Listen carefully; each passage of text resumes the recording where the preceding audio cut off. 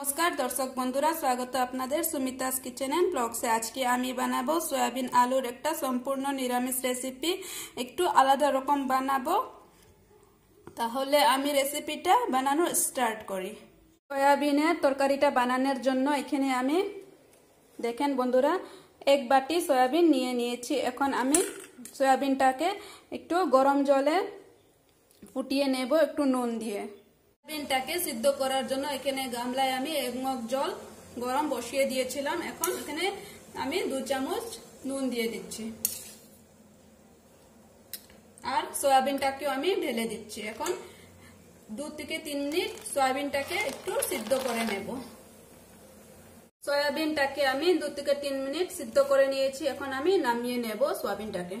এটাকে আমি একটা ঝাঁঝরির মধ্যে ঢেলে দিয়েছি যেন জলটা পুরো পড়ে যাও। তারপরে আমি নিংড়ে সয়াবিনটাকে একটু চিপড়ে তারপরে রান্না করব। সয়াবিনের কারিটা বানানোর জন্য আমি গ্যাসের মধ্যে একটা লোহার কড়াই বসিয়ে নিয়েছি।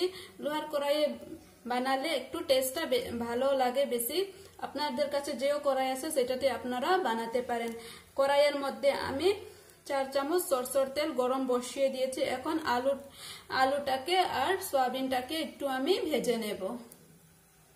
গরম হয়ে গেছে, তেলের মধ্যে আমি একটুখানি হলুদ গুঁড়ো দিয়ে দিচ্ছি যেন আলুটা বেশি না ছিটকাও তার জন্য। এখন আমি আলুগুলোকে এভাবে ছোট ছোট করে কেটে রেখেছি সেটা দিয়ে দিচ্ছি।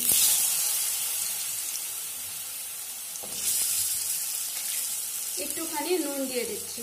আলুটাকে একটু ভেজে নেব। আলুটাকে একটু লাল করে ভেজে নিয়েছি। এখন আলুগুলোকে তুলে রেখে দেব। তারপর এখন আমি সয়াবিনগুলোকেও এই তেলের মধ্যেই ভেজে নেব।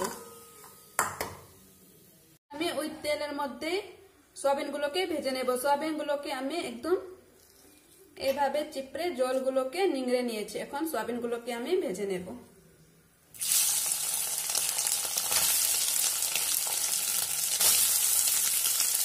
খুব সামান্য একটুখানি নুন দিয়ে দিচ্ছি। সয়াবিনটাকে তো আমি নুন দিয়েই সিদ্ধ করেছিলাম, তাই একটু সামান্য দিয়েছি। একটুখানি হলুদ গুঁড়ো দিয়ে দেবো। এখন ভালো মতন সয়াবিনটাকেও আমি ভেজে নেব। সয়াবিনটাকেও লাল করে ভেজে নিয়েছি। এখন সয়াবিনটাকে আমি তুলে নিচ্ছি। এর মধ্যে আমি একটুখানি 2 চামচ সরষের তেল গরম বসিয়ে দিয়েছি। এখন 2টা শুকনো লঙ্কা চিড়ে দিয়ে দিচ্ছি।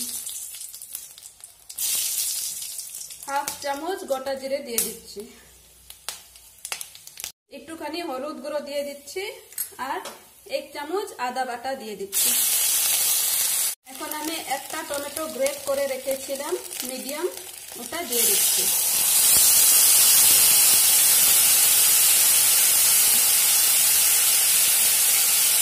একটুখানি হলুদ গুঁড়ো দিয়ে দিচ্ছি আর 1/2 চামচ নুন দিয়ে দিচ্ছি। এখন ভালো মতন এটাকে ভেজে নেব। মশলাটাকে ভালো মতন ভেজে নেব। 1/2 চামচ জিরের গুঁড়ো দিয়ে দিচ্ছি আর আমি বেশ কয়েকটা কাঁচা লঙ্কা দিয়ে দিচ্ছি। আপনারা যেরকম ঝাল খাবেন তেমনি আপনারা মরিচটা কাঁচা লঙ্কাটা দিয়ে দেবেন। এখন মশলাটাকে আর মরিচটাকে লঙ্কাটাকে ভালো মতন আমি ভেজে নেব। মশলাটাকে আমি ভালো মতন কষিয়ে নিয়েছি। এখন আমার কাছে একটা না আধা সিদ্ধ আলু আছে, সেটাকে আমি একটু হাত থেকে গুঁড়ো করে দিয়ে দিচ্ছি।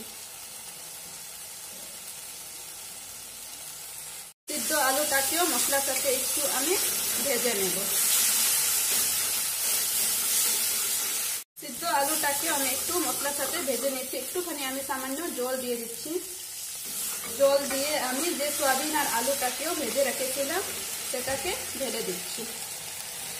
আবার একটু কষিয়ে নেব মশলার সাথে আলু আর সয়াবিনটাকে। একটু ভালো মতন 4 থেকে 5 মিনিট একটু কষিয়ে নেব। ফ্লেমটাকে আমি মিডিয়ামে রেখেছি। কষিয়ে নিয়েছি। এখন আমি পরিমাণ মতন জল দিয়ে দেব। আপনারা যতটা গ্রেভি রাখতে চান ওই হিসাবেই আপনারা জলটা দিয়ে দেবেন। আমি একটু জল বেশি দেব, একটু পাতলাই বানাবো আমি। আর জলটা অবশ্যই আপনারা গরম জলই দেবেন। সয়াবিন বানাইলে সবসময় আপনারা গরম জলটাকে ব্যবহার করবেন।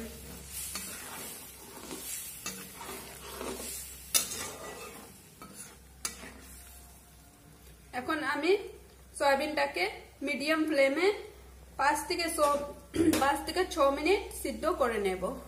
ফুটে এসেছে, এখন আমি ফ্লেমটাকে মিডিয়াম করে ঢেকে দেব।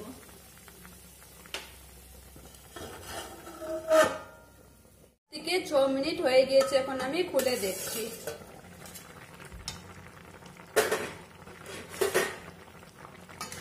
দেখেন কি সুন্দর হয়েছে সয়াবিন আলুর তরকারিটা। এখন আমি নামিয়ে সার্ভ করে দেব। আপনাদের যদি আমার এই রেসিপিটা ভালো লেগে থাকে তাহলে আপনারা প্লিজ আমার চ্যানেলটাকে সাবস্ক্রাইব করে নিও। আমার ভিডিওটা দেখার জন্য আপনাদেরকে অনেক অনেক ধন্যবাদ।